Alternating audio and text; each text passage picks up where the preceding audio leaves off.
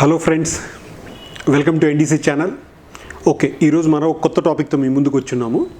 So diet after tooth extraction అంటే పన్ను తీసిన తర్వాత మనం ఎలాంటి ఫుడ్ తీసుకోవాలి, ఏ ఫుడ్ తీసుకుంటే మంచిది, ఏవి తీసుకోకూడదు, అది కూడా దీంట్లో ఇంక్లూడ్ అవుతుంది.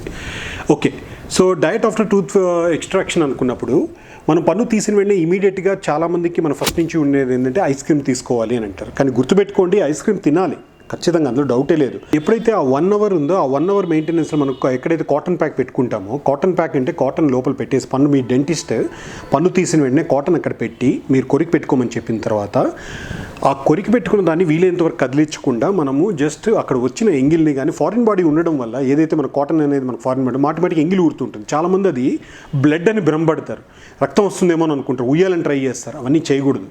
సో వచ్చిన దాన్ని మనము ఆ వచ్చేది మీరు సలైవా, అది ప్రాపర్గా అది మీకు ఎంగిల్ ఉంటుంది, అది మింగేస్తూ ఉండాలి. ఆ విధంగా అది చేస్తూ వీలుంటే ఒక ఐస్ ప్యాక్ ఎక్కడ పన్ను తీసారో ఆ ఏరియాలో ఐస్ ప్యాక్ పెట్టుకుంటూ తర్వాత మీరు ఐస్ క్రీమ్ తీసుకోవడం ఇంపార్టెంట్.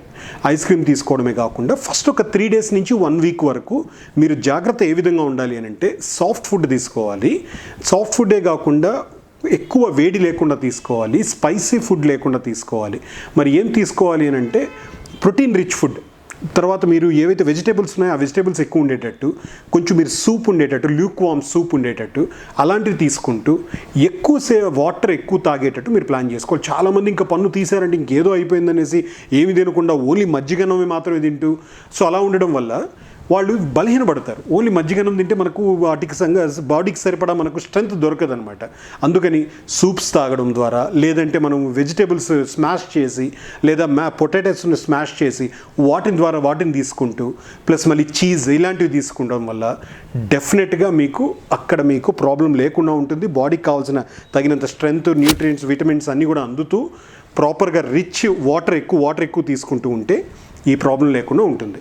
సో మరి ఇంకా ఏమి తీసుకోకూడదు అని అనుకుంటే గట్టి వస్తువులు. మనం ఇప్పుడు ఇది కదా, మనం ఆపోజిట్ నమిలితే పోలేదా, ఒకవైపు పన్ను తీసి ఇంకో సైడ్ గట్టిగా నమలొచ్చు కదా అని అనుకుంటే ఆ ప్రెషర్ వల్ల కూడా కొన్నిసార్లు మళ్ళీ బ్లీడింగ్ యూజ్ అయ్యే ఛాన్స్ ఉంటుంది. అందువల్ల మీరు పలాని తినొద్దని చెప్పం కానీ, మరీ అసలు తినకుండా ఉండొద్దని చెప్పం కానీ, సాఫ్ట్ ఫుడ్ హార్డ్ తీసుకునేటట్టు ప్లాన్ చేయండి. మరో జాగ్రత్త తెలుసు, ఇంకా ఆ టైంలో మీరు అటువైపు మీరు బ్రష్ చేయకూడదండి, అక్కడ బ్రష్ చేస్తే మళ్ళీ మీకు బ్లీడింగ్ స్టార్ట్ అవుతుంది, ఇలాంటివి తెలుస్తాయి.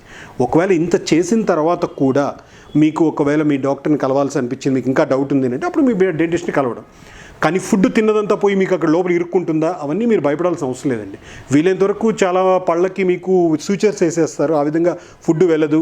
ప్లస్ ఇంకా ఆటోమేటిక్ మీకు ఏవైతే ఎక్స్ట్రాక్షన్ సాకెట్స్ ఉంటాయో సెల్ఫ్ క్లీన్జింగ్ అంటారు, మీరు తిన్న ఫుడ్ కూడా అక్కడికి వెళ్ళి మళ్ళీ బయటకు వచ్చేస్తుంది. మీరు మినిమం అట్టని మీరు ఫుడ్ తీసుకున్న తర్వాత ఎక్కువ పుక్లి చూవేయడం కూడా జరగకూడదు. దానివల్ల లోపల బ్లడ్ క్లాట్ కదిలి సరిగ్గా మానకుండా ఉండి డ్రై సాకెట్ అని ఫామ్ అవుతుంది, అప్పుడు నొప్పి ఎక్కువ అవుతుంది. సో బాటమ్ లైన్ ఏంటంటే నేను మీకు చెప్పదలుచుకున్నది, ఫుడ్ తీసుకోవచ్చు, ఫస్ట్ 3 నుంచి 6 రోజులు జాగ్రత్తగా ఉండాలి. దాంట్లో మీరు సాఫ్ట్ ఫుడ్ తీసుకోవాలి, ఎక్కువ వేడి లేకుండా తీసుకోవాలి, ప్లస్ మళ్ళీ వాటర్ ఎక్కువ తీసుకోవాలి. ఇది ఇంపార్టెంట్. ఓకే, మీకు ప్రాపర్ ఇన్ఫర్మేషన్ అందింది అనుకుంటున్నాను.